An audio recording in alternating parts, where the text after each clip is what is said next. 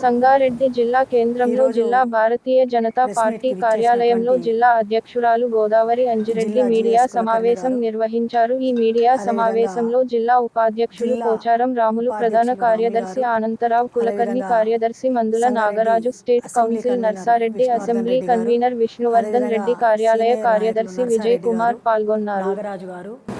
విజయ్ గారు అదేవిధంగా ఈ యొక్క ప్రెస్ మీట్కి ఇచ్చేసినటువంటి ప్రింట్ అండ్ ఎలక్ట్రానిక్ మీడియా మిత్రులందరికీ ముందుగా నా యొక్క హృదయపూర్వక నమస్కారాలు తెలియజేసుకుంటూ, నిన్న మన దేశ ప్రధానమంత్రి నరేంద్ర మోదీ గారు ఈరోజు ప్రెస్ మీట్కి విచ్చేసినటువంటి జిల్లా జిఎస్ కులకర్ణి గారు, అదేవిధంగా జిల్లా ఉపాధ్యక్షులు రాములు గారు, అదేవిధంగా సంగారెడ్డి అసెంబ్లీ కన్వీనర్ విష్ణువర్ధన్ రెడ్డి గారు, అదేవిధంగా సీనియర్ నాయకులు నర్సారెడ్డి గారు, నాగరాజు గారు, విజయ్ గారు, అదేవిధంగా ఈ యొక్క ప్రెస్ మీట్కి ఇచ్చేసినటువంటి ప్రింట్ అండ్ ఎలక్ట్రానిక్ మీడియా మిత్రులందరికీ ముందుగా నా యొక్క హృదయపూర్వక నమస్కారాలు తెలియజేసుకుంటూ, నిన్న మన దేశ ప్రధానమంత్రి నరేంద్ర మోదీ గారు, పెద్దలు గౌరవనీయులు నరేంద్ర మోదీ గారు తెలంగాణ రాష్ట్ర పైన, తెలంగాణ రాష్ట్ర అభివృద్ధిపై వారికి ఉన్నటువంటి శ్రద్ధ వాస్తవం అనే దానికి ఇదొక నిదర్శనం. మరి నిన్న మనకు ఏదైతే తెలంగాణ అభివృద్ధి కేంద్ర ప్రభుత్వం కట్టుబడి ఉంది అనడానికి నిదర్శనం అని చెప్పి తెలియజేస్తూ, మరి నిన్న హైదరాబాద్ స్మాల్ సిటీ ఇండస్ట్రీస్ అనేది మన దేశంలోనే 10 రాష్ట్రాలలో 12 కేంద్రాలను ఏర్పాటు చేయడం చాలా సంతోషం.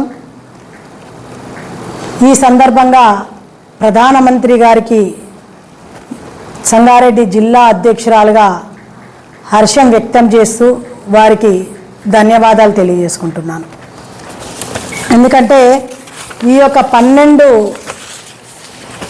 ఇండస్ట్రీస్ ఏవైతే ఉన్నాయో మన దేశంలోనే 10 రాష్ట్రాలలో, అందులో మన తెలంగాణ రాష్ట్రంలో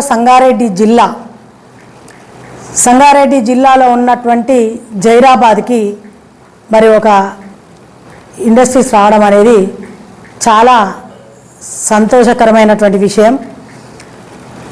ఎందుకంటే గతంలో చాలాసార్లు కూడా చూస్తే జైరాబాద్ అనేది ఒక మాలుమూల గ్రామము అనే విధంగా ఉన్నటువంటి జైరాబాద్ని ఈరోజు కేంద్ర ప్రభుత్వం గుర్తించి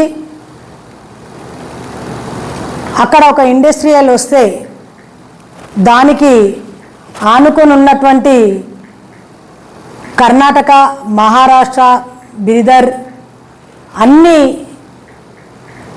ఆనుకొని ఉన్నటువంటి రాష్ట్రాలు కూడా అభివృద్ధి చెందడానికి అవకాశం ఉంటుంది. కాబట్టి దీనిని ఇక్కడ నిర్మించాలి అనే ఒక మంచి సంకల్పంతో ఇది తీసుకురావడం జరిగింది. వస్తుందో దానికి మనకు వచ్చేసి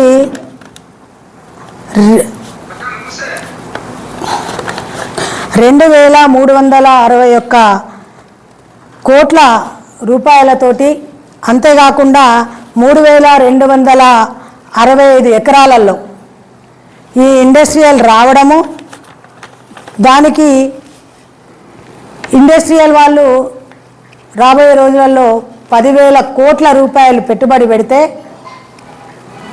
1,74,000 మందికి, అంటే సుమారుగా 2 లక్షల మందికి ఉద్యోగ అవకాశాలు రావడం అంటే సాధారణమైనటువంటి విషయం కాదు.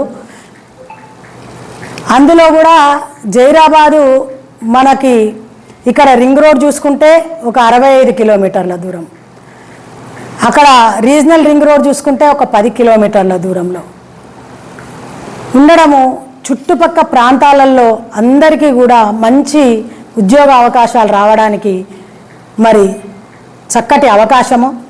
అంతేకాకుండా బిదర్లో ఏదైతే బిదర్లో ఎయిర్పోర్ట్ ఉందో ఆ ఎయిర్పోర్ట్ ఉండడం కూడా జైరాబాద్కు ఎయిర్పోర్ట్కి కూడా కలిసి వస్తుంది అని చెప్పి ఈ సందర్భంగా తెలియజేస్తున్నాను.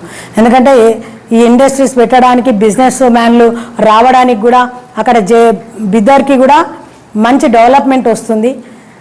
తద్వారా రేపు రాబోయే రోజులలో ఎలక్ట్రిక్ వస్తువులు కానీ అదేవిధంగా కొన్ని ఇండస్ట్రీస్ కానీ డెవలప్మెంట్ కానీ రావడానికి మంచి అవకాశం ఉంటుంది. కాబట్టి ఈరోజు మన భారతదేశ ప్రధానమంత్రి నరేంద్ర మోదీ గారు దేశంలో ఏ రాష్ట్రాలలో ఏ విధంగా అభివృద్ధి చెందితే బాగుంటుంది, ఆ రాష్ట్రాలు ఏ విధంగా డెవలప్మెంట్ చేయాలనే దాంట్లో మరి చిత్తశుద్ధితో ఉన్నారు అని చెప్పడానికి ఇది నిదర్శనం అని చెప్పి ఈ సందర్భంగా తెలియజేస్తూ, మరి ఈ యొక్క ఇండస్ట్రీస్ నిన్న క్యాబినెట్లో పెట్టగానే క్యాబినెట్ మంత్రివర్యులు అందరూ కూడా ఆమోదించడం చాలా సంతోషకరమైనటువంటి విషయం. అందులో మన ఈ ఇండస్ట్రీస్ మినిస్టర్ అయినటువంటి పీయూష్ గోయల్ గారు కానీ, బొగ్గు గనుల శాఖ మంత్రి వర్యులు మరి మన గౌరవనీయులు పెద్దలు కిషన్ రెడ్డి అన్న గారు, అదేవిధంగా హోంశాఖ సహాయక మంత్రి వర్యులు బండి సంజయ్ అన్న గారికి, వారందరికీ కూడా మన సంగారెడ్డి ఉన్నటువంటి జైరాబాద్కి ఇండస్ట్రీస్ రావడం చాలా సంతోషదాయకరం అని చెప్పి తెలియజేసుకుంటూ, వారందరికీ కూడా సంగారెడ్డి జిల్లా తరఫు నుండి ఒక జిల్లా అధ్యక్షురాలుగా నేను వారికి ధన్యవాదాలు తెలియజేస్తున్నాను. భారత్ మాతాకి జై. ఎలక్షన్స్ అయిన తర్వాత ఫస్ట్ పార్లమెంట్ స్టార్ట్ కాగానే ఆంధ్రప్రదేశ్కి ప్రధానమంత్రి నరేంద్ర మోదీ గారు మరి నిధులు కేటాయించడం, ఏదో తెలంగాణను అప్పుడే చిన్నచూపు చూస్తున్నారని చెప్పి మాట్లాడినటువంటి కాంగ్రెస్ నాయకులు, వారికి చిత్తశుద్ధి లేదు కాబట్టి అందరికీ కూడా చిత్తశుద్ధి లేదు అని ఏదైతే మాటలు మాట్లాడతారో వారు ఇప్పుడు కనువిప్పు కలగాలి, కళ్ళు తెరవాలి అని చెప్పి ఈ వేదిక ద్వారా వారిని హెచ్చరిస్తూ ఉన్నాను. ఎందుకంటే దేశ ప్రధాని నరేంద్ర మోదీ గారు ఒక రాష్ట్రానికి ప్రధానమంత్రి కాదు అనేది గుర్తుంచుకోవాల్సినటువంటి విషయం. దేశ ప్రధాని నరేంద్ర మోదీ గారు ఎక్కడ ఎప్పుడు ఏ అభివృద్ధి చేస్తే బాగుంటుంది అనేది వారికి తెలుసు కాబట్టే చరిత్రలో మూడోసారి ప్రధానమంత్రి, గతంలో ఎప్పుడో అంటే రాజకీయం పార్టీలు ఎక్కువగా లేని సందర్భంలో ఒక్కసారి తప్ప మిగతా చరిత్రలో ఎప్పుడు కూడా మూడోసారి ప్రధానమంత్రి అయినటువంటి ఘనత ఎవ్వరికీ కూడా కల్పించలేరు ప్రజలు. కానీ ఇప్పుడున్నటువంటి టెక్నాలజీ, ఇప్పుడున్నటువంటి స్పీడప్లో, ఇప్పుడున్నటువంటి దేశ రాజకీయాలు, రాష్ట్ర రాజకీయాలు అంటే ఇప్పుడున్నటువంటి అని ఎందుకంటున్నంటే, ఇప్పుడు చీమ చిటుక్కుమంటే చంటి పిల్లవాడి నుంచి ముసలి వాళ్ళ వరకు కూడా న్యూస్ అనేది తెలుస్తూనే ఉన్నాయి. ఎందుకంటే ఎవరి చేతిలో చూసినా కూడా మొబైల్స్, ఎక్కడ ఏం జరిగినా కూడా ఆ ఫోన్లు చేతులలోనే ఉంటున్నాయి. కాబట్టి ఇంత స్పీడప్లో మంచి జరిగినా చెడు జరిగినా తెలుసుకునే అవకాశం ప్రజలకు ఉన్నప్పుడు, ఓటర్స్కు ఉన్నటువంటి సందర్భంలో కూడా ఈరోజు మూడోసారి ప్రధానమంత్రి నరేంద్ర మోదీ గారు కావాలి అని ప్రజలు అనుకున్నారు అని అంటే, ప్రధానమంత్రి నరేంద్ర మోదీ గారు అభివృద్ధి దారిలో నడుస్తున్నారు, దేశానికి మేలు చేస్తున్నారు. ఈ దేశాన్ని నరేంద్ర మోదీ గారు ఏల్తేనే మరి దేశం బాగుపడుతుంది, లేకపోతే దేశం అధోగతి పాలవుతుంది అని చెప్పి ప్రజలు గమనించారు. కాబట్టే మూడోసారి మరి ప్రధానమంత్రిని చేసిండ్రు అనేది అటు కాంగ్రెస్ పార్టీ కానీ ఇటు బీఆర్ఎస్ పార్టీ కానీ దుమ్మెత్తి పోసే ముందు ప్రజలు ఇచ్చినటువంటి గెలుపును ముందు దృష్టిలో పెట్టుకొని మాట్లాడాలి. మరి నిజంగా కాంగ్రెస్ పార్టీపై ప్రజలకు చిత్తశుద్ధి ఉంటే ఎందుకు కాంగ్రెస్ పార్టీని అధికారంలోకి ప్రజలు ఎందుకు వద్దనుకున్నారో వారే ఆలోచించుకోవాలని చెప్పి ఈ సందర్భంగా తెలియజేస్తూ, ఆంధ్రాకిచ్చిర్రు అని మాట్లాడితే ఆంధ్ర రాష్ట్రం మన భారతదేశంలో లేదా, పక్క దేశంలో ఏమన్నా ఉందా, పాకిస్తాన్లో ఉందా, లేకుంటే ఇంకేదైనా దేశంలో ఉందా?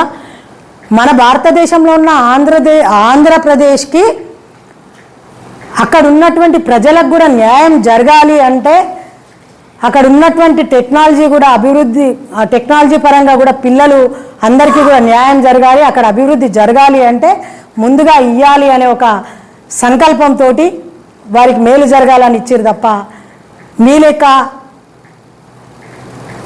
కల్మషంతోటో కుట్రలతోటో వారి సొంత లాభాల కోసమో చేస్తున్నటువంటిది కాదు అని గమనించాలని చెప్పి సందర్భంగా తెలియజేస్తా ఉన్నాను.